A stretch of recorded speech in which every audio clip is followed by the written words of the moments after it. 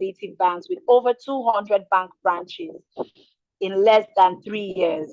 Tobe is a former Chief Information Officer of GT Assure Insurance Company, now AXA Mansard Insurance Group, and Group CIO of YP Insurance. He was a divisional head of digital and technical services in WAPIC before assuming a new role as the divisional head of business technology and digital innovation in CSCS PLC, the Central Securities Depository of Nigeria.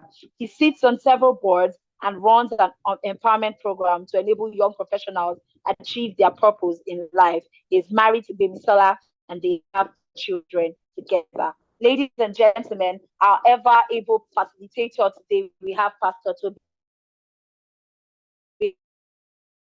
Nadozie on the call. Welcome our facilitator on the call. Before I yield the floor to him, I would like to see the chat. I would like to see you welcome our facilitator and a round of applause.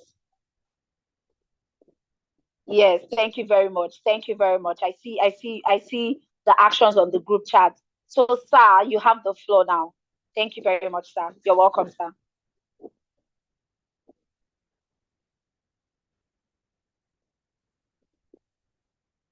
Hello, I don't know if you can hear me. Yes, sir, we can hear you clearly. Good. All right. Thank you. Thanks for the opportunity to speak to you.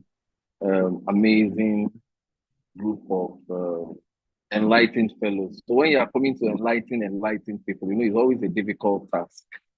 So I'm grateful to be given the opportunity to come and join in learning from you and in enlightening you, at least give my own little quota or contribution to it. I'll talk for about 35, 40 minutes. Then thereafter would go into question and answers and feedback from the audience. So basically what I'm talking about is upskilling and multitasking for economic emancipation. And most times when we talk about economic emancipation, I notice people are always engrossed with looking at economic emancipation from just one side, about making money. But many times people fail to forget that economic emancipation is not just about being wealthy. It's even also part of surviving. So as we go through upskilling and multitasking today, you need to begin to ask yourself a couple of questions. If I don't upskill, if I don't multitask, will I even survive the next wave of things that will come our way? Will I be able to, go through successfully the next wave of things? So I'll do some introduction, talk about some pressures which we're all facing today, talk about, what needs to help you to be able to achieve this upskilling and multitasking we are talking about. Then I'll talk about some principles of life generally as it relates to not just surviving and thriving while multitasking and upskilling. Then we'll wrap up the session. So let me start from the easier things, introduction. Introductions are easier to do. So from the introduction part, what is upskilling?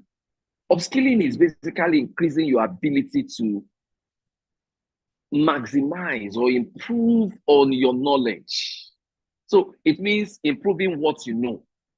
But the reason why it is called upskilling is that you are increasing what you know because you already know something. That's why it's upskilling. If you are not skilled in something, then you cannot say you're upskilling. So please, if you don't have skills yet, go and get skills before you think of upskilling.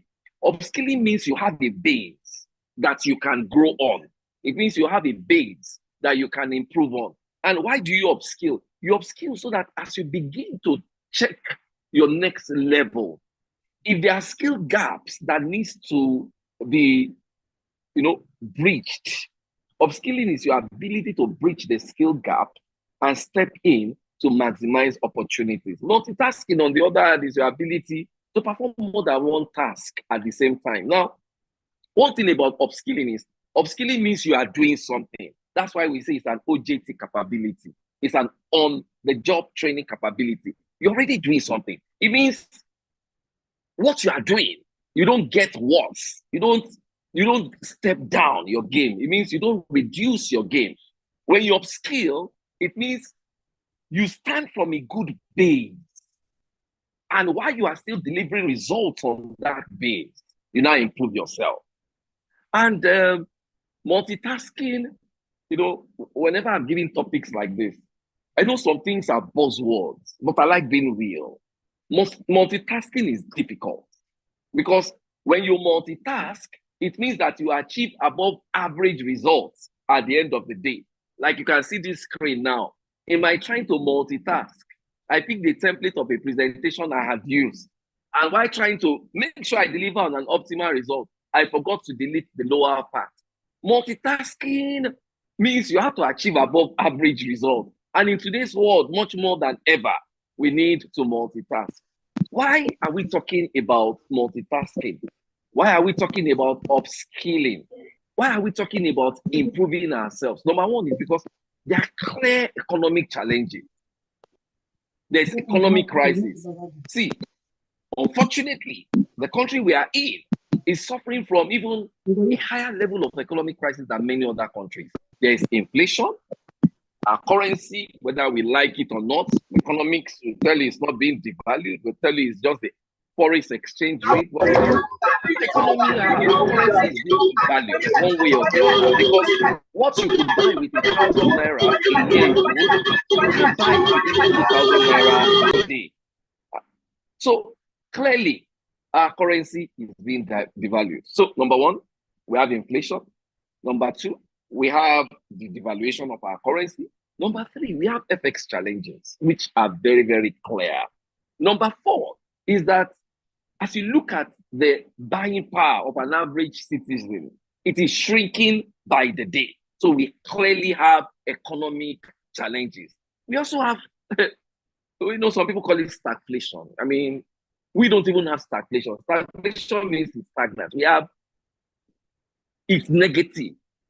Inflation, that's what we have. We have unemployment and underemployment. And the challenge with our current situation is where there is unemployment and underemployment. If you are not multi-skilled, just today, I was discussing with the CEO of an organization. And I mean, by God's grace, I'm on the board of that organization. We just hired people. And he was telling me, and I asked, what is the wage bill of the organization? And he told me, and I'm like, hey, this wage bill, as we look at now, we are increasing salaries in April, as we're discussing it. I said, we need to start looking at our staff. We need to start making sure they are doing dual roles. Because as we look at how much we want to pay to make sure we are competitive in the market, if we don't look at people who can do multiple roles, we'll burn our fingers. So guess what? We're doing a staff assessment.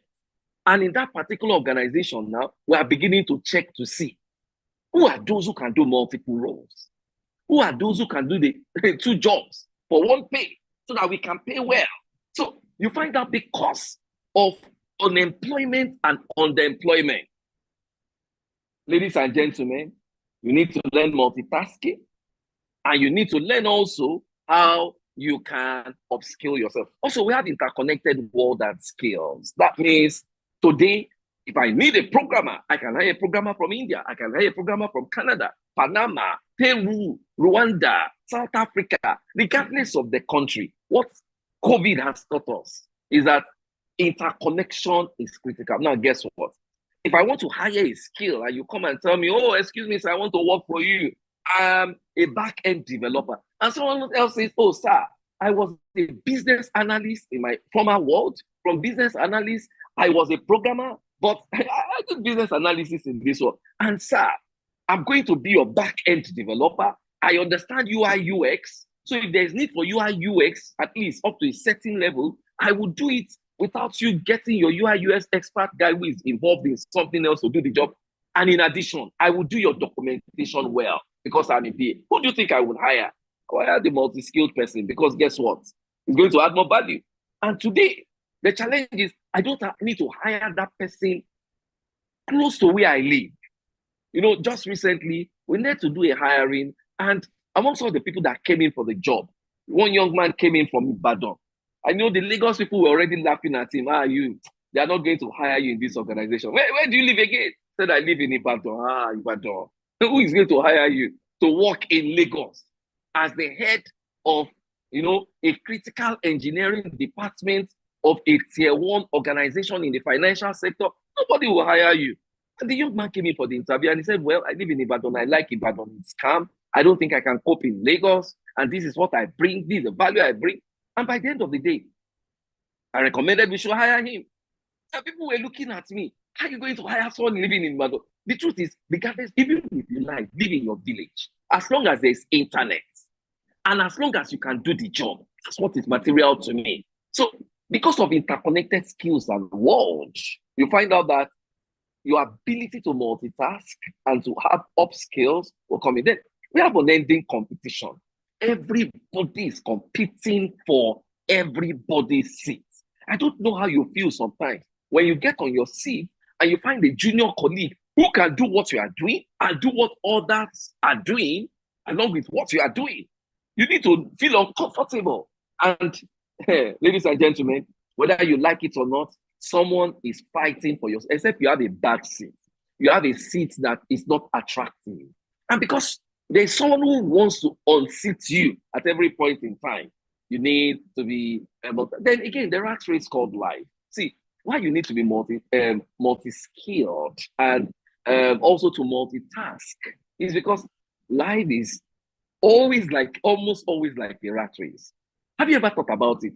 Hey, you are working, you earn your income, you have bills to pay. Hey, you need to have the vibes.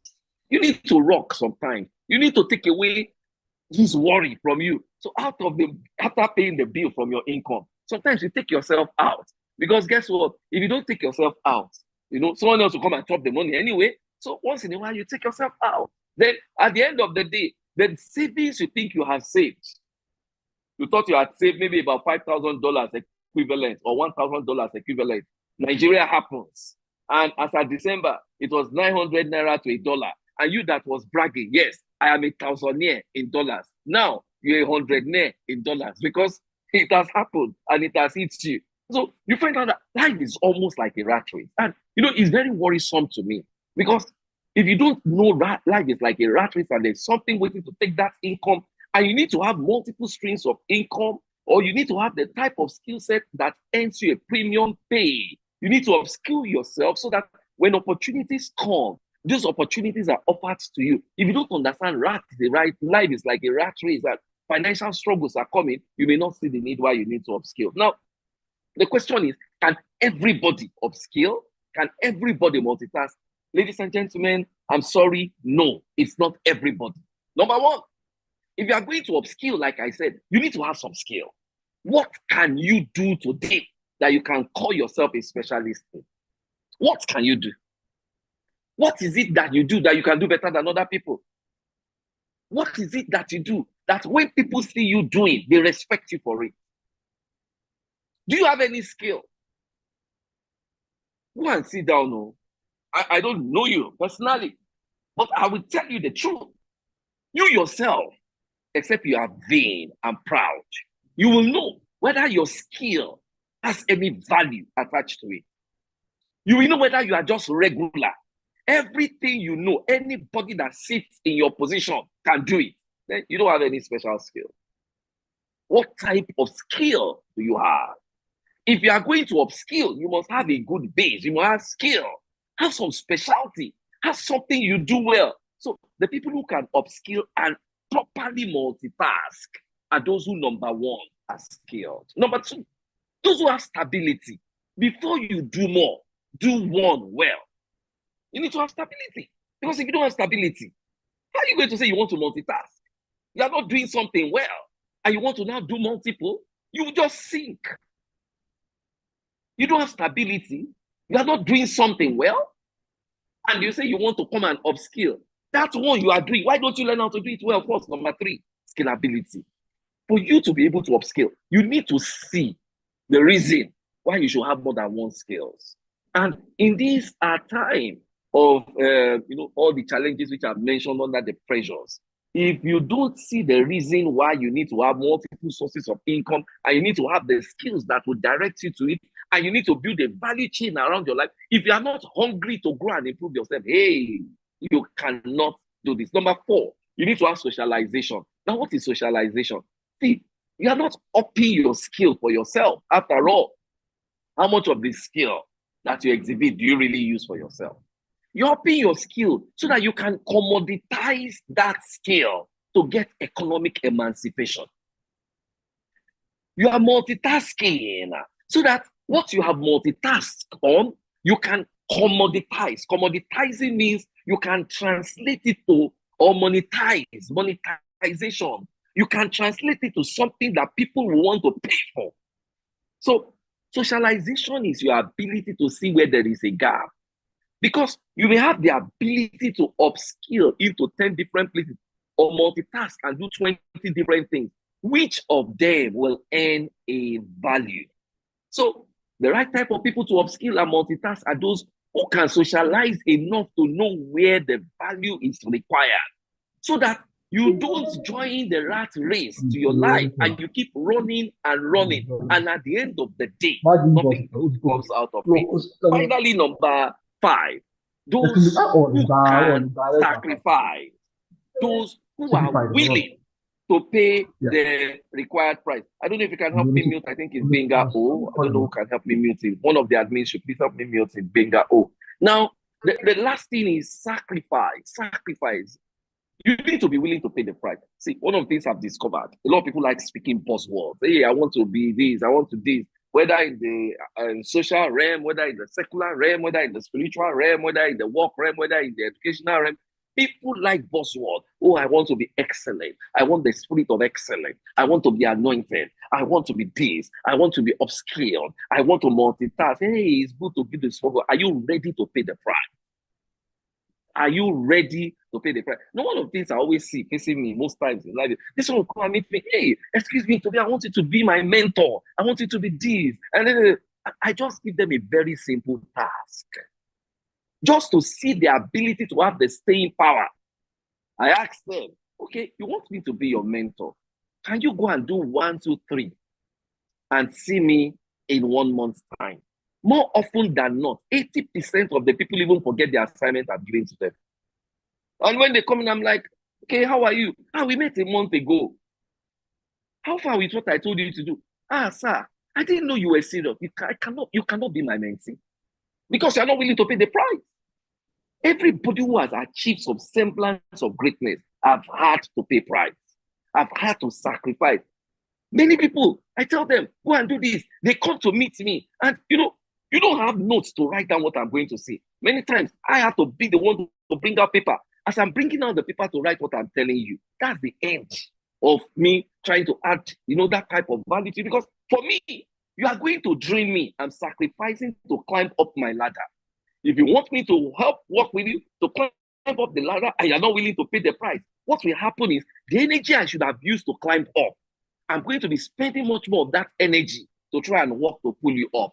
Many people are not willing to pay the price.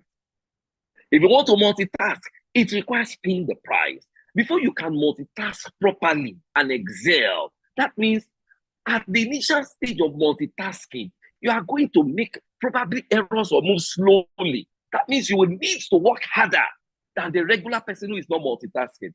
The question is, do you have the skill? Do you have the stability? Are you able to scale? Do you socialize to know what is needed? Are you willing to pay the price? Quickly, my time is almost up. Principles, quickly. And the principles, I think I'll just take the conclusion and wrap up. Now, what are the principles that will help you to properly upskill and multitask so that you can have economic freedom? You can have financial freedom, and you can also get greatness. Number 1, you need to get depth. Upskilling requires depth because when you're upskilling, sometimes you are laid thin. If you are not resilient enough, you will break. To max opportunities, get depth. To multitask, get depth. Because there are times that multitasking will stretch you to the point that if you don't have depth, you will break. Number 2 principle, get flight by networks. Upskilling needs a good network of people smarter than you. It's always surprising when I see people who say, oh, I want to move fast, I want to move hard, and the people who surround you are always people that you are better than. You only get flight by your network. Who are those surrounding you today? Because if you want to upskill, you need to be surrounded by people who have skills that you don't have. If you are the one always giving out, you run the danger in drying out. You cannot upskill if you are the one always giving out. You can, at best, stack skill or down skill.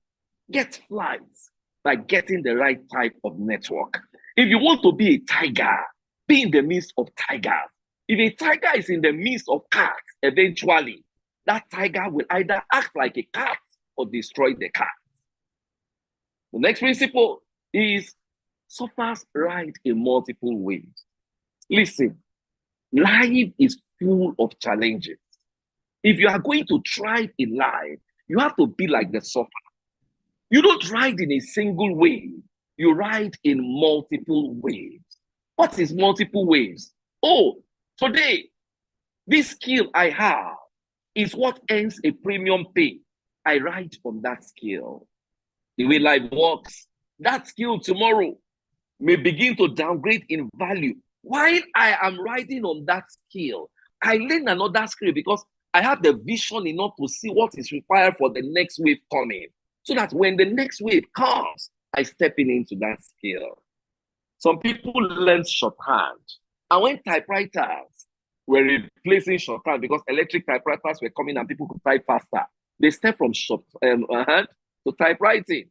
And when typewriting was being replaced by the computer, some who were wise stepped up to the computer. And now that voice recognition is coming up, some have stepped up to voice recognition.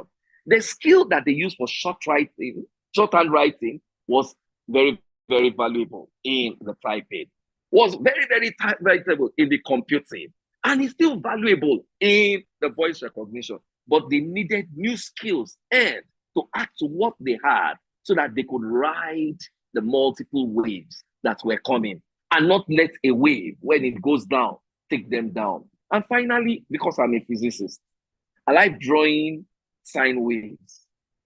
You know, the number of sine waves you have and the way the sine waves are arranged will determine how flat you can have stability in your flight in life. If you only have one wave, one task, and that's all you concentrate all your resources and energy in doing, when that task starts to fail, you would fail along with that task. Then, okay, one more thing I would add is there's something called entrepreneurial leadership. What is entrepreneurial leadership? It's your ability to take something, translate that something to what others would need and what others want to pay a price for. That's entrepreneurship. And entrepreneurship means you are constantly thinking, you are constantly producing, you are constantly marketing. An entrepreneur does not wait for someone to market what the person is selling. An entrepreneur markets best what he or she is producing because he or she understands the essence of what you are doing. You may get people to support you but as an entrepreneur, you are the one who is creating a plan for success and you're always executing that plan. As I wrap up so that we can really take questions, conclusion. Now, I saw this very interesting graph, which talks about the source of income of the wealthy. And guess what? Nothing was assigned to a regular employee, not even 0.01%. Nothing was assigned to a regular. So if you are just a regular operational-minded employee who does what he has been assigned to do, you cannot easily be wealthy. I'm sorry, it's not a curse. So I'm not cursing you. Please understand me. I'm showing you this graph, and there are various graphs. Go to Forbes, go and check Forbes, go and check out the Business Insider, various graphs. I picked the one that was even the most what do you call it now? The most sympathetic to employees. And it says just 5% of the wealthy made their wealth by being employees. But it says that 5% are those who have been upskilled enough to be tagged high-paying professionals. Regular employees with regular skills, with regular tasks, they don't get wealthy. Ladies and gentlemen, we are going to be wealthy. We are going to have the right type of economic emancipation. Business will give 45%. Investment, which is multitasking. When you earn, you save, you look for how to invest, you give 30%. Inheritance, if you are fortunate, you have a father who has done all the multitasking and all the work for you, he will give you 15%. I was going to put maybe another graph here that shows that out of those who inherit this wealth, if they don't multitask, if they are not entrepreneurial minded, less than 4% of them over a span of 30 years can maintain the wealth that has been handed over to them. So you need to get the right skills today. The world is changing. You cannot remain with one skill set. You need to expand your skill set. And you need to build a value chain so that you can improve. Things to come down as we wrap up. Number one, the world is fast-paced. And only the fast runners can achieve things out of life. And because the world is fast-paced, because the world is fast-paced, it means that there are new skills and capabilities that are being developed every day in the world. And these new skills are required to thrive in the world. And also, we see that silo skill sets will always attract lower earnings and lower retention. Then the world has various distractions. So clearly, if you want to be multitasking, it's going to be difficult and dangerous, but if you are ready to pay the price. The economic situation of today clearly makes us to understand that it's those who can pay the price to multitask and to upskill that will be able to excel. How do you multitask? How do you upskill? Start from the known and gradually expand to the unknown terrains, and make sure you build right by having the right community around you. Ladies and gentlemen, thank you. I've come to the end of the session, and I guess the compares or MCs or moderators will handle the question and answer session where I'll take questions which you may have. Thank you very much.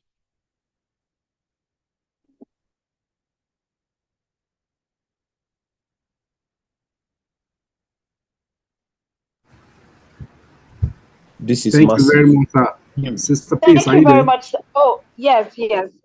Sorry, I was muted. Thank you very much. Thank you very much, sir, for this productive session. I can see that the chat box is bubbling with comments, and we have ample time to answer questions. So please send in your questions. I'm looking through the chat. First, if you would please appreciate our facilitator today. I've just said to myself that am I sure I'm going to sleep this night, because this nugget is going to keep me thinking and strategizing and going back to the scoreboard and the playbook and trying to rearrange what the goals are.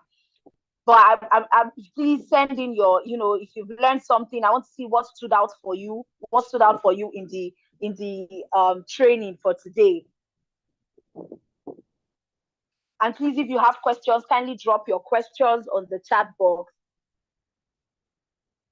For me, what stood out for me personally was the shock that not everybody can multitask. Wow, that was a reawakening for me, because you would want to think that, oh, it's something that would come, it should come easily. And now we've learned that multitasking is hard. Not everybody can multitask.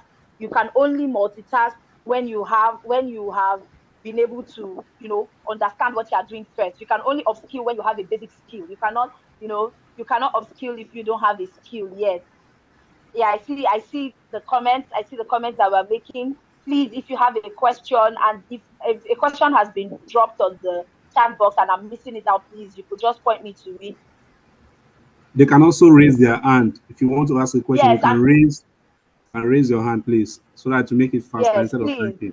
please raise your hands. This is young professionals, and we are not shy. We don't do that here.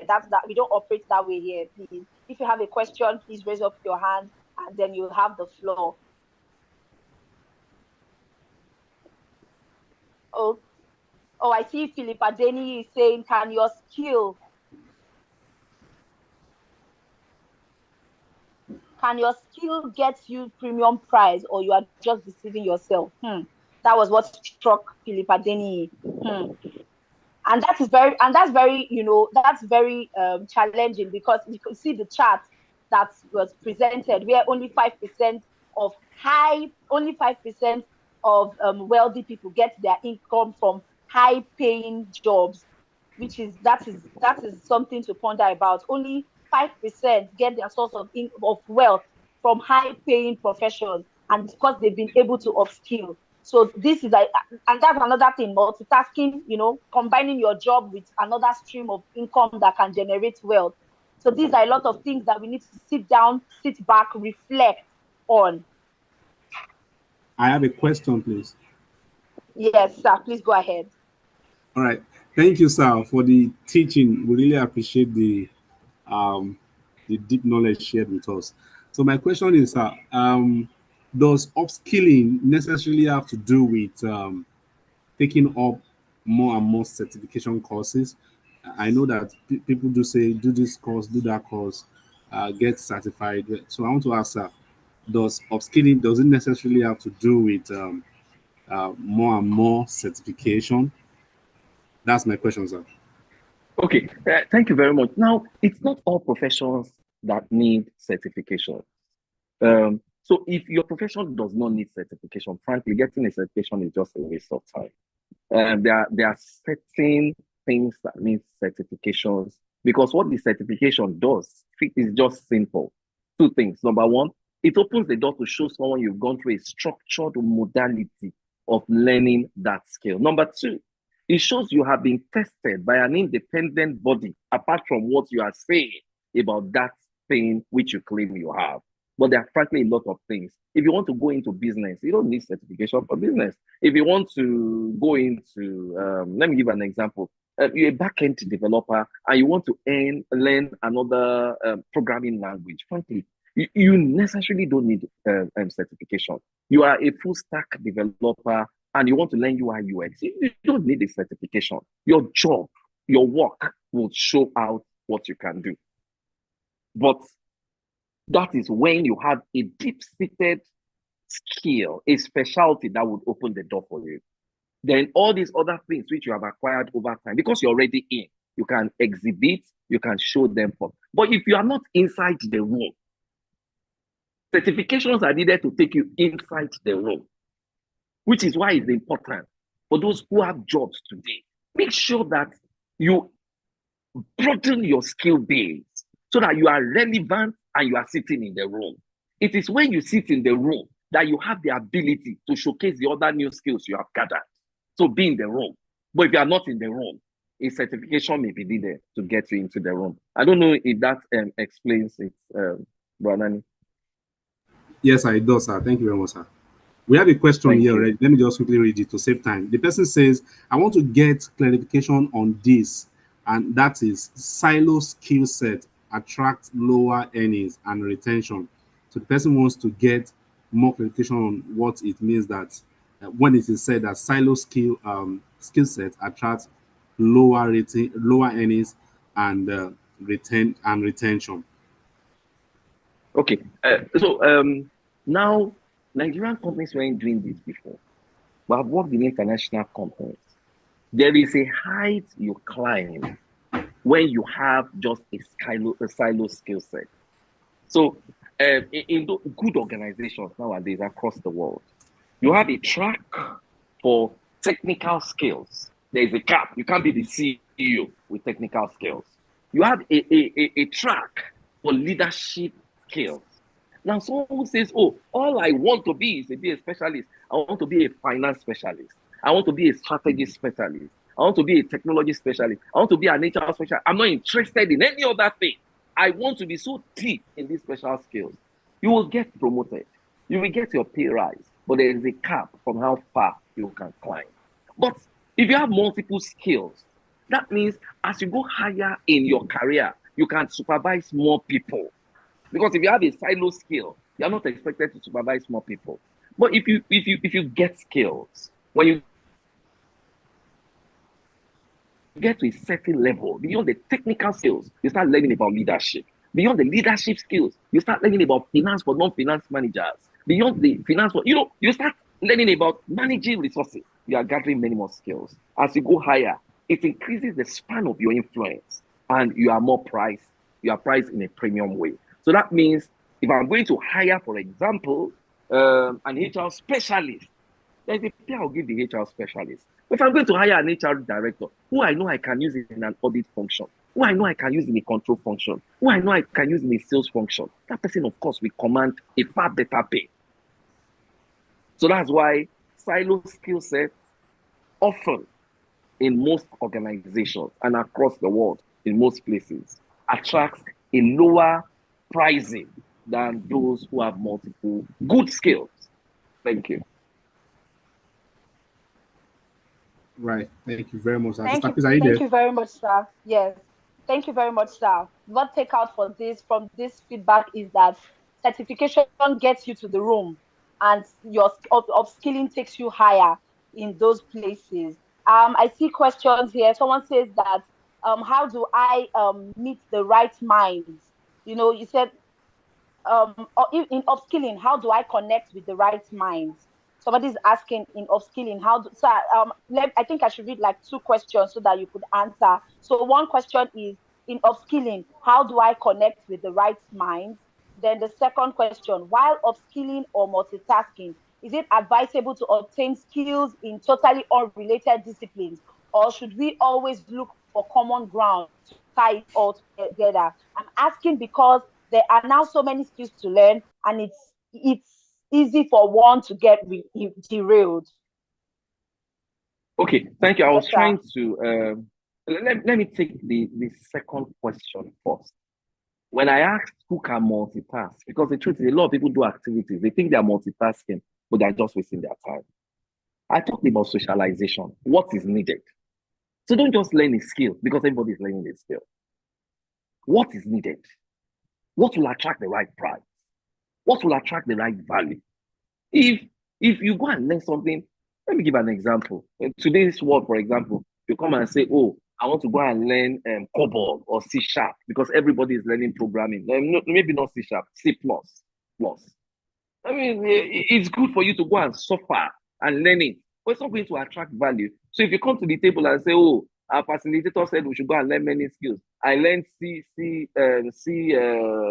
sharp, C++, or I learned COBOL, and now it's not giving me any money. It's because you are not wise. You miss the socialization part. So what skills are needed? And I see someone asking that, must the skill be within my own bucket? Let me give you an example of myself. My first degree is in physics electronics. That's why I read in school. But guess what? By the time I was finishing physics electronics, IT has started coming out in the world. And I just said to myself, do I want to start carrying soldering iron and burning ICs and all that? Or should I use this my electronics? After all, computer is a type of electronics. What should I do? My 4 years in the university did not teach me computer skills. 4 years plus in the university didn't teach me computer skills. I needed to go and upskill. I had my understanding of electronics. And in upskilling, even though I knew where the market was moving at that time, the market was moving towards software. But because my first degree was in physics electronics, the easiest place for me to upskill in the IT world was in hardware. So my first foray in the IT world was into hardware because I had an electronics background. So it was easy for me to couple a computer together at that time. Don't go and say, oh, this man has said couple computer. You go and learn how to couple computer. There's no money in the game in it.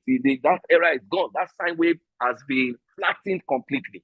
There is a new computers today. You don't have to start adding things together. But during the earlier part of computer, if you could assemble a computer, you're a big boy. You assembled and you sold computers to people. You're making margins on assembling computer. So I moved from physics, electronics to hardware. But I knew that the future of computer wasn't going to be hardware. It was going to be the software side. And I had to start learning programming. So upskilling, maybe you are upskilling within your bucket. But guess what? While I was learning all these computers, eventually I got a job in a financial services organization. And guess what? Sometimes when I'm talking, those who have finance background, accounting background, they'll be shutting me down. And they'll be like, oh God, what did you read in school again? You read electronics and have a master's in IT. Here we are talking about finance. We are talking about accounting. And I was feeling hot. Because in the financial services sector, I knew that for me to rise to the peak of the financial services sector, I needed to have, permit me to use it, a bragging right in finance that when people talk, they can't talk me down. So, yeah, technology. Working in a financial services sector, I knew I needed to leave my information technology bucket and start doing finance. And it was easy for me. You know, I just said to myself, when I was in secondary school, I'm sorry, respect to all those who read arts and, commercial and business. You're amazing, fantastic people. But hey, when I was in secondary school, it was the smartest of brain in my time, maybe not anymore, that went to science class. So I felt so hot that those that could not enter science class, because we're now in banking, they were challenging my ability to understand finance. I said, this finance, I'm going to go and do it. I became chartered. I went to go and do a master's. So when I come to the table at that time, I said, calm down. I understand logic because I read physics. I understand finance because I have a master's, which you don't have. I'm a fellow. You are not yet a fellow. So let's talk on the table. Don't talk me down because you think my background is wrong. Now I had to leave where I was to get relevance in another field by learning skills in another field. And guess what? I've switched from finance to business to sales to technology. I've been switching. Most times when people want to hire me, because of the breadth of the skills, it's easy for me to say how much I want. It's easy for me to get what I want, whether on consulting or on employment. But you have to learn it well. I had to suffer. I had to become chartered. I had to suffer. I had to go for a master. I had to read. I had to build financial models different from physics models which I was building. So you can remain within the same buckets and you can move to different buckets, but you need to socialize, know what is needed. I knew that for me to become, a senior manager, AGM, and climb up in my career, DGM and GM, and climb up all like that in the financial services sector, to climb up like that with a physics degree, a master's in IT, it's a little bit much more difficult. So I had to get the skills. And hey, I got the skills and I was able to climb.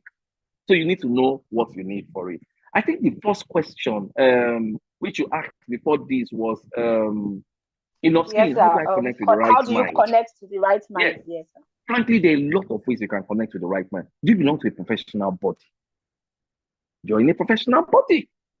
Are there people who have a community that aligns with the new skill you want to look for? You have to hunt. See, you have to be a hunter in upskilling. Because guess what? The community you belong to, they may not be moving at the speed you want. Look for those who are moving at the speed you want. The beauty of the internet is that it's a global world you can search from. You don't have to be local. Become global. Search locally. If you don't find what you need, go internationally. And I had to do it in some parts of my career. I wanted to do certain things once, and every time I went for a training in Nigeria, the way the trainer is even talking with limited, knowledge and limited vision, I knew what we wanted to do. So I went to my line manager, and I was like, hey, I don't think I can get what I need here in Nigeria. We look for somewhere else, and I went there and I got the training. I mean, thank God I was in an organization that could afford it. But the beauty of today's world is that, hey, you can even do Harvard in Ajegunle and in Ayobo, like where I used to live. You can bring Harvard to anywhere through the internet. Look for the right community. Ask people who have gotten to where you want to get to, who they mixed with to get to where you. Don't stay in your comfort zone and I cannot. Everything is possible if you are hungry for it. Thank you.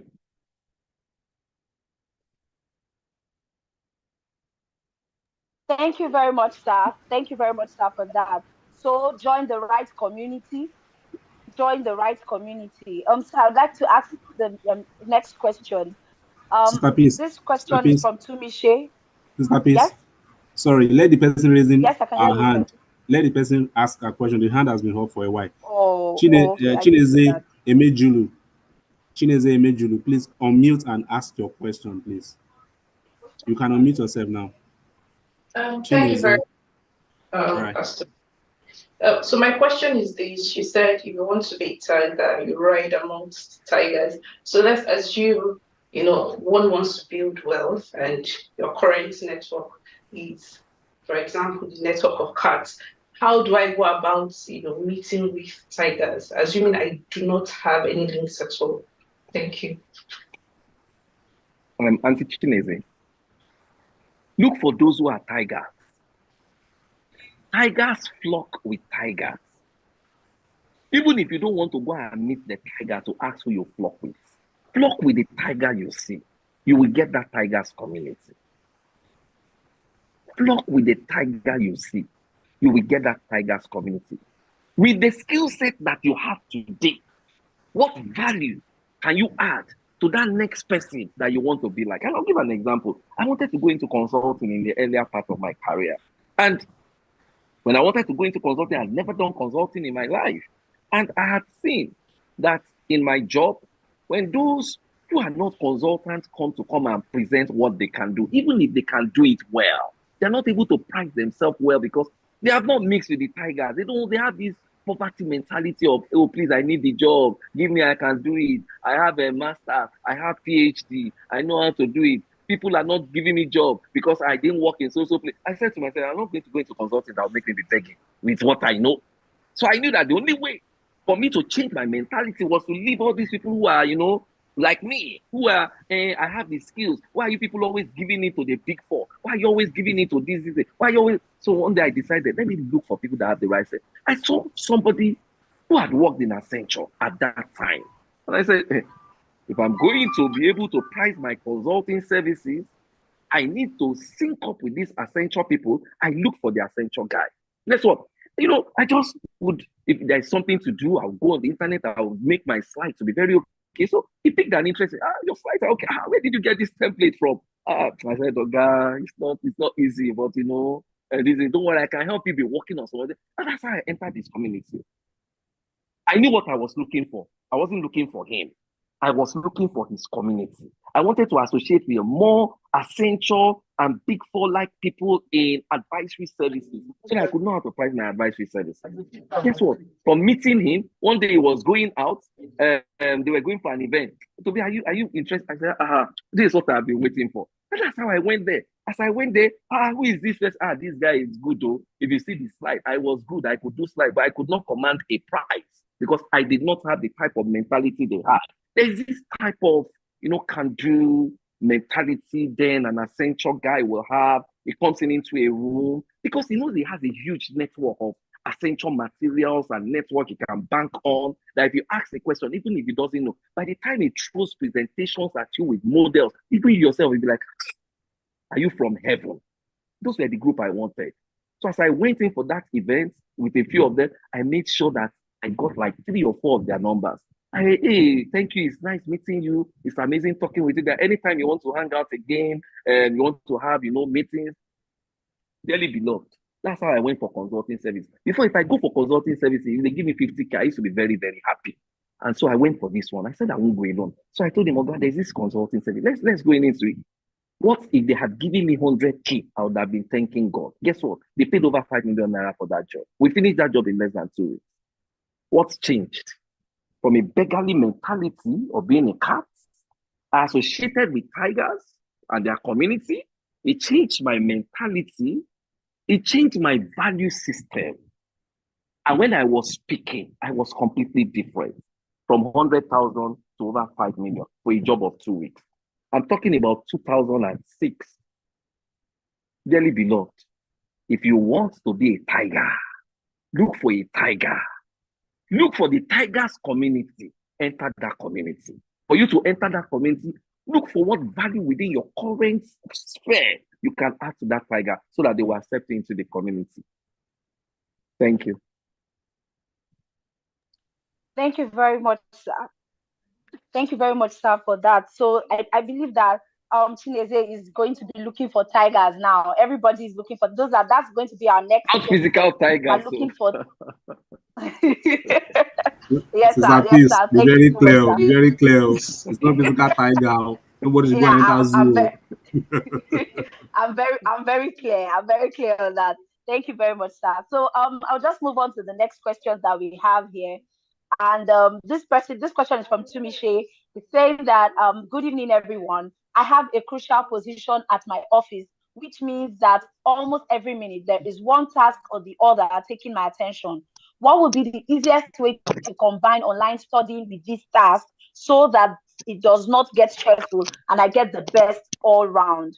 And the second question, I'm currently running a business administration course and have plans to run a chartered institute of personnel management course too. Can this be regarded as multitasking, sir?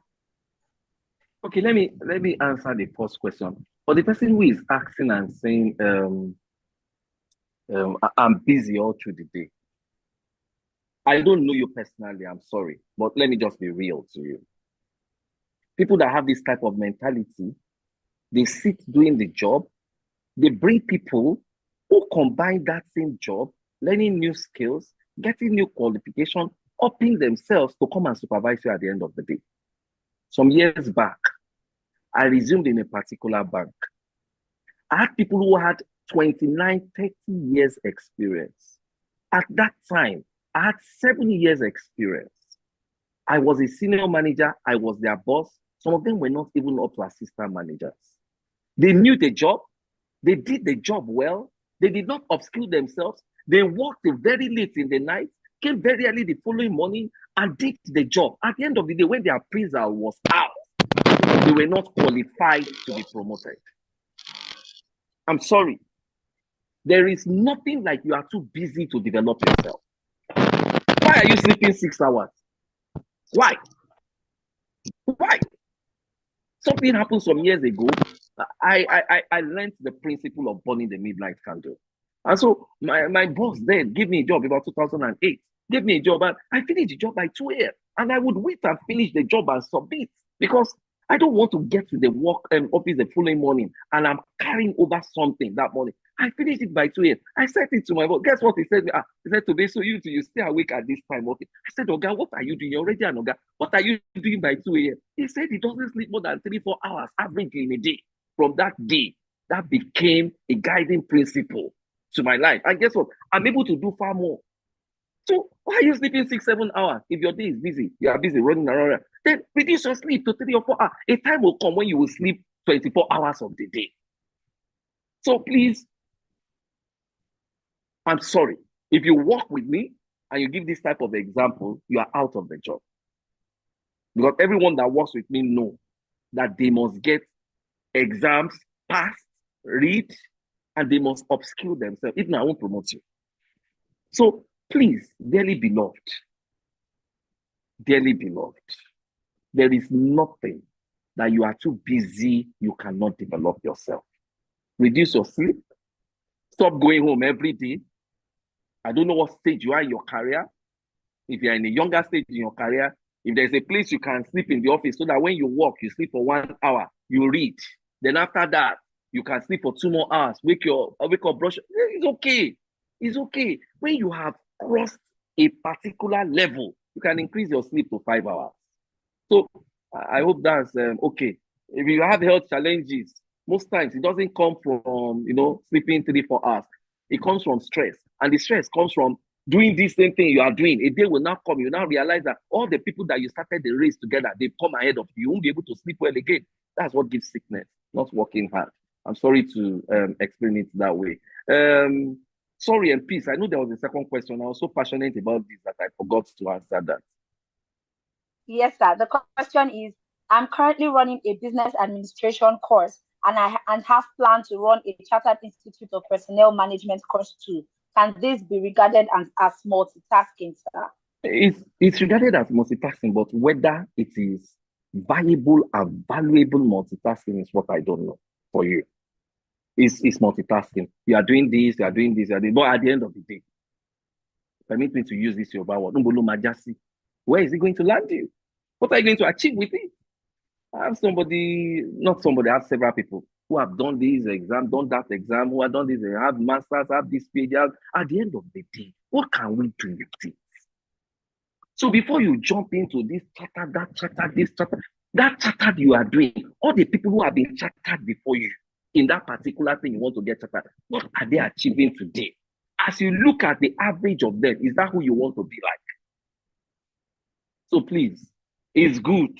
to do all the charters and get all the charters. I also have a number of charters, but between you and I, many of them, they'll come and because you already have a very good one, you will get all these other ones on a platter of gold. So, my dearly beloved, look for socialization. What is valuable and valuable for not just today, for the immediate future that you see. Don't just write the exams and spend all your money. At the end of the day, nothing comes out of it. Thank you. Thank you very much, sir. Look for what is viable and valuable for the place that you seek. I hope that we're all taking note of this nugget. Sir, there is one more question, and that is when you mentioned about for you cannot multitask except you are static. How can somebody get to that point of stability so that they can be able to multitask? How can someone build that level of stability in their current roles or in their current jobs so that they can now begin to multitask? Okay, so stability doesn't mean you have to be perfect. Stability means that, I cannot stand up now, but stability means that here you are standing on two legs. Stand and don't fall. You may shake a bit, but at least don't fall. Because multitasking means you are no more standing on two legs. You are standing on one leg and you are using one leg to do other things. That's multitasking. So stability is not perfection. Stability is that at least in that thing you are doing, you are able to achieve the right type of results that an average person is achieving plus more. It is the extra resources you have beyond that of average that you can easily devote to multitasking. But if in that thing you are doing, you are below average, then you are not yet stable.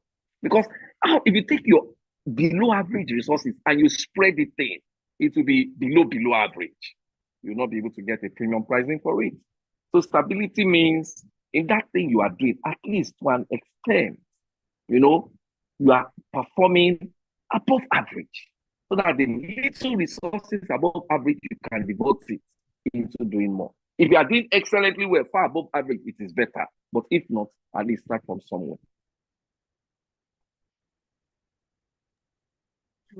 Thank you so much, sir. Thank you so much, sir. This is really appreciated. One of my takeouts from this is if you are still achieving below average results, then you are not stable. Prioritize ability to, achieve results above the average person. And these are not just for us. I believe that when you go to work tomorrow, when you go to your business tomorrow, these things come to your mind and you're, channeling this to your personal development and growth, because that's the purpose of the Life Enlightenment Forum. You get enlightened when you know better, you do better. So I don't know if there are any more questions, because currently we have maxed out our questions. Please, I want to see on the chat box, I want us to begin to, send message and appreciate our facilitator for today. This is these are, yes? So sorry, please. Someone just sent me, but I think the person sent it personally instead of sending it to the group. That I talked about programming language. Now, which of the programming language will I recommend? Now, frankly, in today's world, there are so many: Python, Angular, C#, or the various flavors of .NET. There are so many programming languages. Now, your choice of programming language is going to be based on a couple of things. Number one, what do you want to use it for? Where do you want to see yourself going? Are you very analytical, or you want to do something that will not require you having to, right? You want to do things that you have a whole lot of procedures which have been already done that you can call up on. So there are various types of programming language. It's difficult for me to recommend one programming language. I mean, I work with people using various. I don't program again because, thank God, we have. You understand what I mean? But I work with programmers, and frankly, I work with Java, C#, different other .NETs apart from C#, Python, and so just various things. So my advice is you can see one of the tech guys who are doing well, one of the full stack dev guys, so that they can at least let you see, across board. Then do you want to be front end, back end, or full stack? So all those things will determine what programming languages you want to learn, what DB you want to play around with, and all that things. Thank you. So I don't have an answer for you in terms of which programming language you should do, but please look for any very good full stack dev guy. And I think we have a number of them, even in this meeting. I can say a couple of them. So if you speak to the organizers, they can connect them to you. And if they don't have anyone to connect, they can connect you to me. I'll let you speak to one of my guys or to me directly. Thank you. Thank you very much, sir. We will take the last question now. So Musa Ijabula, you are raising your hand. You will be the last questioner for tonight. So please unmute yourself and ask your question. You can unmute now. Musa Ijabula. Please Thank you unmute very yourself. much. Thank you very much. It was my question that Pastor Toby just answered now. Thank you very much. All right. Thank you very much. Sister Peace, over to you. Okay, sir. Thank you very much, sir. So I see that, he's already telling us about moving with people in that space. He already knows people in that space. And if that is the part of socializing. So if you are not yet socializing, we already have key next steps from this meeting today. So I really want to say thank you very much. We have 1 minute to unmute our mics and say thank you and appreciate our facilitator. You have 1 minute to do that. Thank you. Unmute your mic. Say thank you. Thank you, sir. Thank you very much, sir. Thank you so much. Thank you very much, sir. Thank you, sir. Thank you. For the words of knowledge. Appreciate. Thank you. Thank you to every. Thank Thank you very much, you. sir. Yes, sir. Thank you. Thank you. Thank you. Thank you. Thank you. Thank you. Thank you, everyone. You can mute your mics now. Thank you so much. sir. This is how we really. Yes, thank you so much. Thank you so much, everyone. Thank you very much. So, sir, we really want to appreciate you for these, practical, steps, practical information that you've given us, and we promise you that we're going to, activate and put them to practice and with yield results. We already have action points for the next level, and we believe that we're no longer the same like before we joined this meeting. So just have to.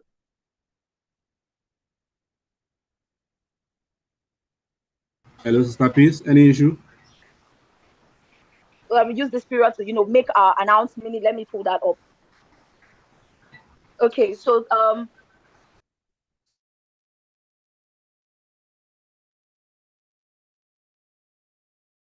can you hear? Please, can you confirm if you can hear me?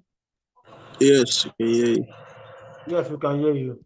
Okay. So yeah. So Yes, we can hear you. first I would like to. Okay, thank you very much. So this is Young Professionals Forum, Life Enlightenment Forum. It's a bi-weekly webinar that we do every 2 weeks, and it's organized by the Young Professional Fellowship Ikorodu. And we do this. Our next YP-LEF training session is understanding the diversity of business for startups, and it's going to be on the 20th of March by 9 p.m. and the venue is Zoom and YouTube. Also on the chat box, you can see the group chat. We have the Young Professionals LEF training group chat, and the link has already been sent by YPF-LEF on the group chat, so you could see it, click on it, and join the group chat so that you could get notifications of our events.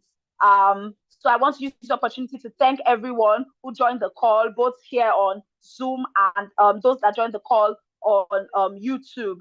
I want to say that God bless you. You can see, I'm privileged, I'm a young adult, and PT is our PT. So this is one very wonderful opportunity for us, and we really want to say thank you very much, sir. Our PT.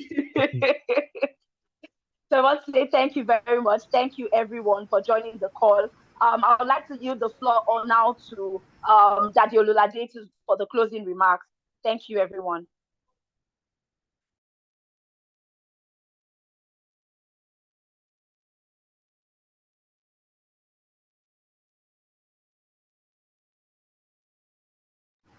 Hello, Daddy. Hello, sir. I see that you're unmuted, but we can't hear you. Yes, maybe having network issue. Let's send a message.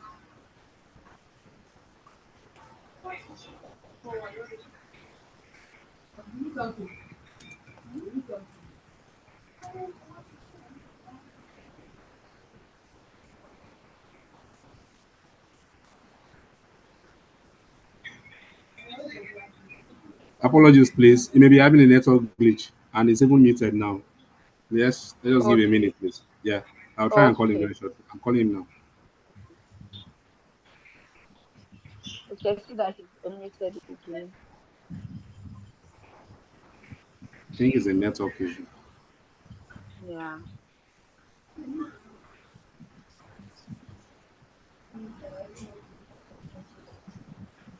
Hello, Daddy.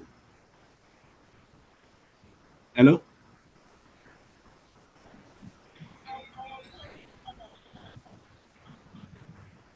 Let me put this on speaker because through a link. Okay. All right. Thank you, sir. You can go on, sir. Can I go on? Yes, sir. Yes, sir, we can hear you. It's a night, and we want to thank PT, the people's pastor, is this world-class delivery. I know people would normally pay millions for this to get this. This is a great contribution to youth development, not only here, but to everyone that is listening to us all over the world. We are very grateful for this. We promise that God helping us, we are going to put this into practice so that we'll be able to bring result home. We will be in the company of the lions and get things done. We know that when we call you again, you'll be there for us. And for everyone who has participated, thank you very much for being part of this great learning scheme. And let's do it again. And we can do it better. For those who are on the YouTube, sorry we couldn't accommodate you. We maxed out on our Zoom almost 5 minutes we started. Things will get better as we move on. Thank you very much. God bless you. Have a wonderful evening. Thank you Thank very you, much, sir. everyone. Thank you very much, Daddy Olulade. Thank you, everyone. I'd just like to say the closing prayer. Father, we thank you for today. Thank you for all the things that we have learned. Thank you for the action points that we have.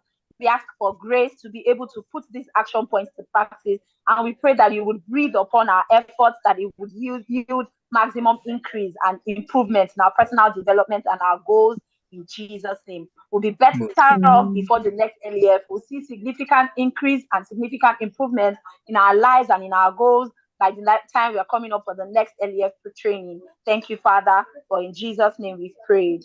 Thank you, everyone, for joining the call. Amen. Thank you, everyone, for joining the call. I wish you a good night and a sweet night rest.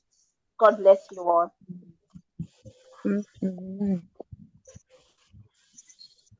Good night. Night.